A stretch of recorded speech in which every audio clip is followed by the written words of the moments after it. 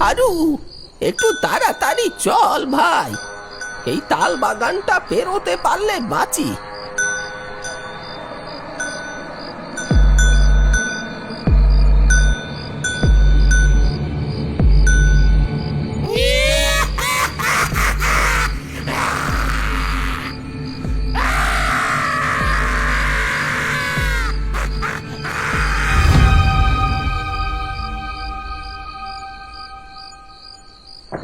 আকাশের অবস্থা বেজায় খারাপ। এক্ষুনি আকাশ ভেঙে বৃষ্টি নামবে। প্রতি বুধবার গয়লাপাড়ার মাঠে হাট বসে, আর সেইখানে গ্রামের মানুষ আসে কেনাকাটি করতে।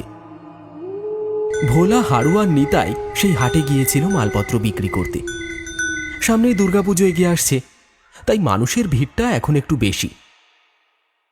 হাটে মালপত্র বিক্রি করে বাড়ি ফিরতে ফিরতে তাদের অনেকটাই দেরি হয়ে গেছে। সবারই কোলের কাছে একটা করে পুঁটুলি, বিক্রি না হওয়া কাপড় চোপড় আছে সেই পুঁটুলির ভেতর।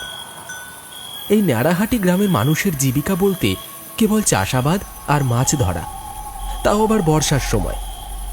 আর বাকি সময় হাটে টুকটাক জিনিস বিক্রি করে তাদের সংসার চলে। সবারই চোখে মুখে ভয়ের ছাপ ফুটে উঠেছে।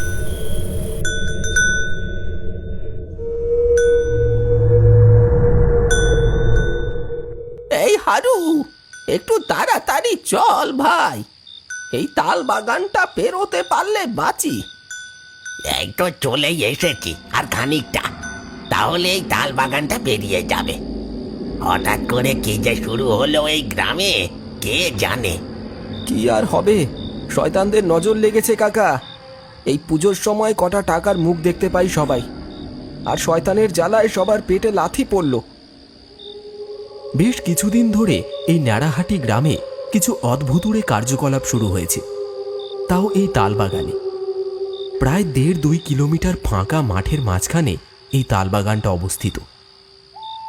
গ্রামে আর কোথাও তেমন তালগাছ দেখতে না পাওয়া গেলেও এই তালবাগানে সমস্ত তালগাছ যেন মাথা উঁচু করে দাঁড়িয়ে আছে, যেন পিশাচের দল নজর রেখে চলেছে এই ন্যাড়াহাটি গ্রামের চারপাশে।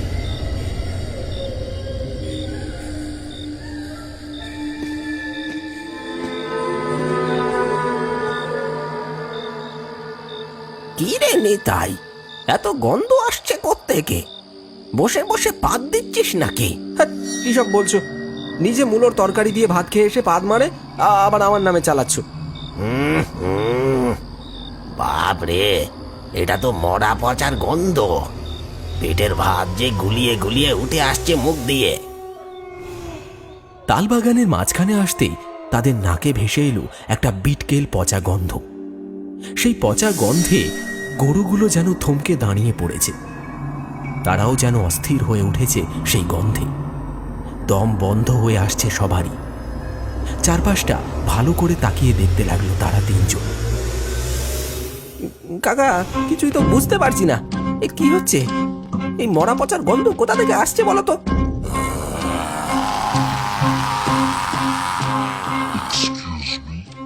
আর এই শব্দটা কোথা থেকে আসছে? একটু চুপ কর, ভালো করে বুঝতে দে ব্যাপারটা। গতিক সুবিধের মনে হচ্ছে না আমার।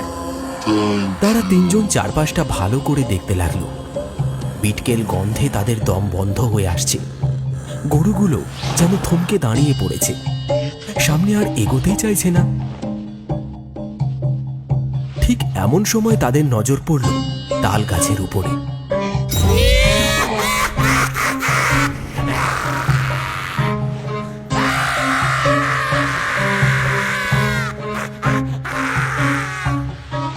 আর সেই দৃশ্য দেখে তিনজনের চোখ আটকে গেল। ওটা কি গো কাকা? মানুষ নাকি অন্য কিছু? বাঁচতে হলে মুখটা একটু বন্ধ কর নিতাই। এই হারু, তুই বসে বসে কি রঙ্গ দেখছিস? মরবি নাকি পিশাচের হাতে? জোরে গরুটাকে ছোটা। ভোলার কথা কানে যেতেই হারু যেন তার সম্বিত ফিরে পেল। আচমকা চোখের সামনে সেই পিশাচকে দেখে হারু ভিমড়ি খাওয়ার মতো হয়ে গেছিল। ভোলার কথা মতো সে যত জোরে পারল গরুগুলোকে ছোটাল।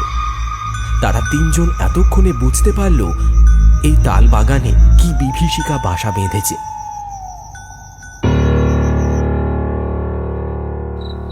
বুড়ো বটতলায় মাচাতে গ্রামের সবাই বসে তখন গল্পগুজব করছে। সামনে পুজো এগিয়ে আসছে, তাই এবারে কি হবে আর কি হবে না সেই নিয়ে আলোচনা করছে গ্রামের মানুষজন। মদন খুড়ো বলল, এ পুজো তো এগিয়েই এলো, তোমরাই বলো কি করে কি হবে এবার।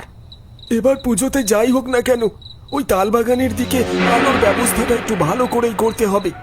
যেসব ঘটনা ঘটে চলেছে গ্রামে, তাতে তো আর অন্ধকারে হাঁটা চলা করা যায় না। হ্যাঁ রে হারাধন, কথাটা তুই ঠিক বলেছিস। আমিও এটা নিয়ে ভাবছিলাম, ওই পশ্চিম দিকের আলোটা একটু কমিয়ে দিয়ে তাল বাগানের দিকে একটু বেশি করেই দেওয়া হবে এবারে। না না কুড়ো, এটা করলে হয় নাকি? তাহলে তো আবার ওই দিকটা অন্ধকার হয়ে যাবে।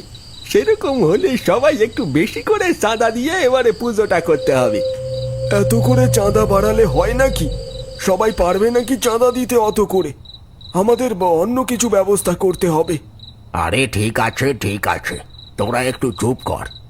সব দিকটাই ম্যানেজ করতে হবে। তাই আমার একটা প্রস্তাব আছে। এবারে পুজোর জন্য ওই তাল বাগান থেকে 2-4টে তাল গাছ কেটে বিক্রি করা হবে। তাতে কারোর কোনো আপত্তি আছে? না না, আপত্তি থাকবো কেন? পূজার জন্য গাছ কাটা হচ্ছে, যা টাকা আইবে তাতে তো পূজাই হবে, তাই না? এতে আমাদের কারোর কোনো আপত্তি নাই। গ্রামের সবাই মিলে ঠিক করে এইবারে দুর্গাপুজোয় টাকার ঘাটতি মেটানোর জন্য ওই তালবাগান থেকে 2-4টে তাল গাছ কেটে বিক্রি করা হবে। আর যে টাকা পাওয়া যাবে সেই টাকা দিয়ে এবার দুর্গাপুজো করা হবে। তাদের আলোচনা শেষ হতে না হতে ভোলা, নিতাই আর হারু গরুর গাড়ি করে সেই মাচার কাছে এসে দাঁড়ায়। গাড়ি থেকে নেবে হাঁপাতে হাঁপাতে ছুটে আসে মাচার কাছে। মাচার সবাই তাদের এই অবস্থা দেখে অবাক হয়ে যায়। মাচার সবাইকে দেখে তাদের তিনজনের যেন প্রাণে ধাত এলো। গড় গড় করে বলে গেল তারা যা দেখেছে। মদন খুড়ো সব শুনে বলল, এসব কথা বলছিস রে? এসব সত্যি নাকি? এই রাতের বেলা গাঁজা খেয়ে এসে পাগলামো করছিস? না না খুড়ো, বলা ঠিক কথাই বলেছে। আমরা তিনজনেই নিজের চোখে দেখেছি ওই পিশাচকে একটা লাশকে টানতে টানতে ওই তাল গাছের ওপরে উঠে গেল। বলিস কি রে, তোরা এইসব নিজের চোখে দেখেছিস? এ ভগবান, এ আবার কোন পিশাচ এসে বাসা বাঁধলো আমাদের এই নেড়াহাটি গ্রামে? চল চল চল সবাই, একবার চল দেখে আসি তো। কথা শেষ করে তারা সবাই মিলে রওনা দিল সেই তালবাগানের দিকে। কারোর হাতে হ্যারিকেন, কারোর হাতে বাঁশ, কারোর হাতে বা লাঠি আর আগুন। সবাই এসে যখন সেই তালবাগানে পৌঁছলো, দেখলো কোথাও কিছু নেই। আশপাশটা পুরো শুনশান। কিছু জল জলে চোখ নজর রাখছে তাদের উপর। ভোলার মুখে যেসব কথা তারা শুনেছিল কিছুই দেখতে পেল না। আশপাশটা ভালো করে সবাই দেখতে লাগলো। পাঁচু গোপাল বলল, আই আই সবাই একবার এইখানে আসো, দেখো কি ভয়ঙ্কর দৃশ্য। পাঁচু গোপালের কথা শুনে সবাই তার কাছে এগিয়ে যায়। গিয়ে তারা যা দেখল সেটা কেউ আশা করেনি দেখার জন্য। টসটস করে তালগাছ থেকে রক্ত ঝরে পড়ছে মাটিতে। তাজা রক্ত তালগাছের উপর থেকে ঝরে পড়ছে। কেউ যেন কাউকে টানতে টানতে উপরে নিয়ে গেছে।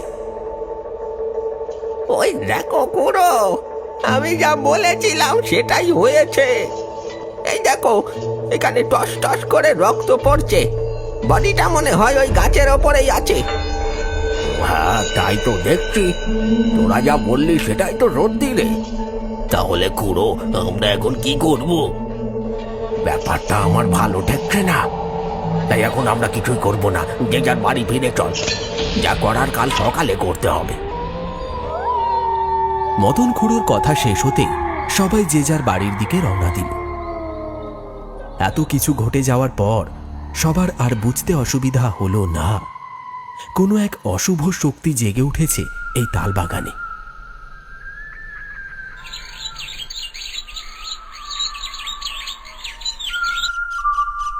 ভোরের আলো তখন সবেমাত্র ফুটেছে। গ্রামবাসীরা সবাই জড়ো হয়েছে বুড়ো বটগাছের তলায়। মোড়ল গ্রামবাসীদের উদ্দেশ্যে কি সব বলে চলেছে। তখনই একজন একজন করে গ্রামের মানুষ জড়ো হচ্ছে। মদন খুড়ো বলল, তোমরা সবাই শোনো, কালকে এই তাল বাগানে যেসব দৃশ্য দেখা গেছে তাতে স্পষ্ট বোঝা যাচ্ছে এই গ্রামে কোনো পিশাচ আস্তানা গেড়েছে। বেশি দেরি না করে যা করার আজকেই করতে হবে। তাই নিতাই আর হারুকে পাঠানো হয়েছে ভৈরব ওঝার কাছে। তিনি এলে কি করতে হবে আর কি করতে হবে না সব বলে দেবেন। মদন খুড়োর কথা শেষ হতেই হারু আর নিতাই ভৈরব ওঝাকে নিয়ে হাজির হয়। আসুন বাবা, আসুন। আপনি সবই শুনেছেন ওদের মুখ থেকে, আর আমি কি বলি বলুন? এবার আপনি বলুন আমরা কি করব। আমি সবই শুনেছি ওদের মুখ থেকে। চল, আগে আমাকে ওই তাল বাগানে নিয়ে চল, তারপর আমি বলছি কি করতে হবে। তার আগে দুজনকে নিয়ে যেতে হবে যারা ওই তাল গাছ কাটতে পারবে। ভৈরব ওঝার কথা মতো গ্রামের সবাই রওনা দিল সেই তালবাগানের দিকে। গ্রামের দু একজন কুড়ুল হাতে এগিয়ে চলেছে সেই তালবাগানের দিকে। বাবা, এবারে বলুন আমরা কি করব। দাঁড়া, আমাকে একবার ভালো করে দেখে নিতে দে। ভৈরব ওঝা তালগাছের মাথাগুলোর দিকে তাকিয়ে ভালো করে কি যেন দেখতে লাগলো, যেন কাউকে খুঁজে বেড়াচ্ছে তার সেই দুই চোখ। তাদের দেখা দেখি গ্রামের সবাই তালগাছের ওপরে তাকিয়ে রয়েছে, কিন্তু কোথাও কিচ্ছু নেই। তারই মাঝে একটি তালগাছের পাতাগুলো যেন হাওয়ায় দুলছে, অথচ আশপাশের সব গাছ শান্ত, লেশমাত্র হাওয়া বইছে না। হঠাৎ ভৈরব ওঝা বলে ওঠে, এই নে, এই গাছটা এবার কাট। ভৈরব ওঝার কথা মতো সবাই সেই গাছটি কাটা শুরু করল। সাথে সাথেই তাল গাছের মাথা থেকে ভেসে এলো অপার্থিব চিৎকার।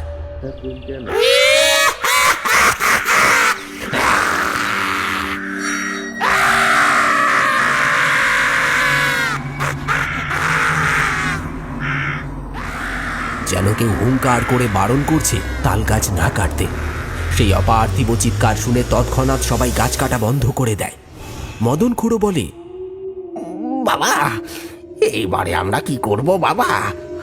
গাছ কাটার ফলে ওই পিশাচ যে রেগে গেছে। ভয় পাস না তোরা, গাছ কাট, যা করার আমি করব। সবাই আবার গাছ কাটতে শুরু করলো। গাছের উপর থেকে সেই পিশাচের চিৎকার শুধু সবার কানে ভেসে আসছে।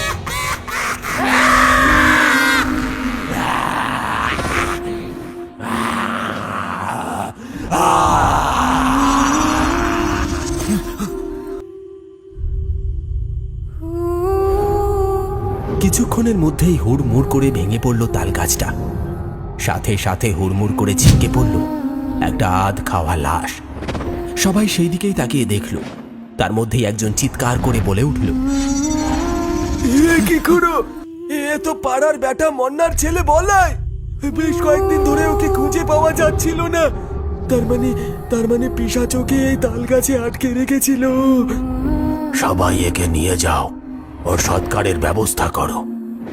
অনেক দিন হয়ে গেছে ওই পিশাচ ওকে এই গাছে বন্দি করে রেখেছে, আর শরীর থেকে মাংস ছিঁড়ে ছিঁড়ে খেয়ে নিজের ক্ষুধা মিটিয়েছে। এবার যা করার আমি করব। আজকে রাতে সেই পিশাচের শেষ রাত।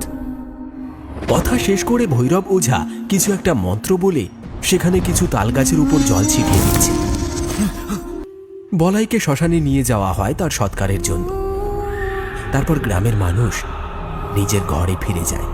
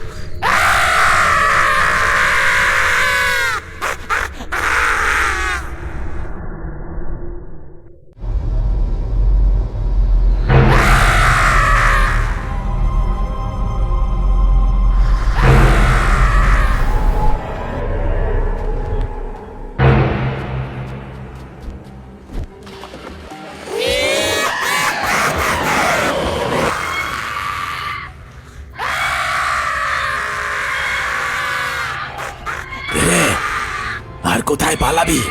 তোর সব চেষ্টাই আজ বৃথা হবে। এতদিন অনেক মানুষের অনেক ক্ষতি করেছিস, এবার তোর পাপের শাস্তি হবে। কে আমায় শাস্তি দেবে? তুই দিবি?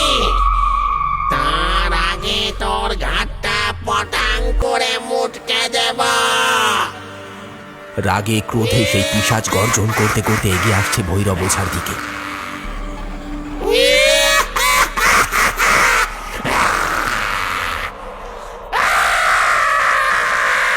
ঠিক তখনই ভৈরব ওঝা কিছু একটা মন্ত্র বলে হাতের মধ্যে থাকা ছাই ভস্ম ছুঁড়ে দিল সেই পিশাচকে লক্ষ্য করে। হং ক্রিং ব্রিং চামুন্ডাং ছটফট নমঃ। সাথে সাথে সারা শরীরে দাউ দাউ করে আগুন জ্বলে উঠল। ভৈরব ওঝা বলল, বল বল আগে কে তুই? কেন এসেছিস এইখানে? না হলে এই আগুনে তুই জ্বলে পুড়ে শেষ হয়ে যাবি। বলছি বলছি বলছি আমি পরাণ ঘোষ। পাশের গ্রামে আমি থাকতাম। আমার দুই ছেলে সম্পত্তির লোভে আমাকে খুন করেছে। তারপর আমি প্রতিশোধ নেওয়ার জন্য এইখানেই বসেছিলাম, কিন্তু ওরা ওঝা ডেকে আমায় ওই পাড়া থেকে তাড়িয়ে দিয়েছে। তাই আমি এই তালবনে ঠাঁই নিয়েছি।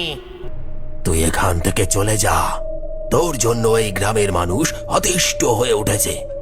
না না, আমি যাব না, আমি যাব না। আমি কেন যাব? কেন যাব আমি?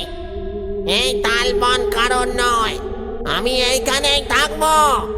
আর যেতে হলে তোরা যা। তবে রে দেখবি।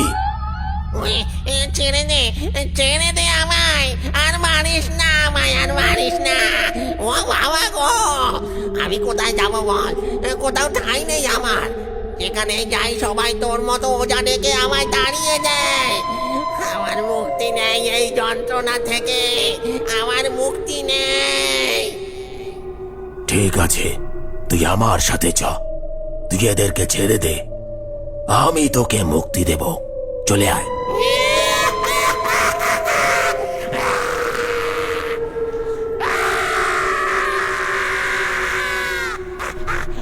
সবাই দেখল সেই পিশাচ কালো ধোয়ার কুণ্ডলী হয়ে ভৈরব ওঝার ঝুলির মধ্যে প্রবেশ করল। আর রাতের অন্ধকারে হন হন করে মিলিয়ে গেল সবার চোখের আড়ালে। এই ঘটনা এতটাই তৎক্ষণাৎ ঘটল যে গ্রামবাসীরা কিছুই বুঝে উঠতে পারল না। শুধু এইটুকু ভেবেই স্বস্তি পেল যে পিশাচের হাত থেকে মুক্তি পাওয়া গেছে। অগত্যা সবাই যে যার বাড়ি ফিরে আসে।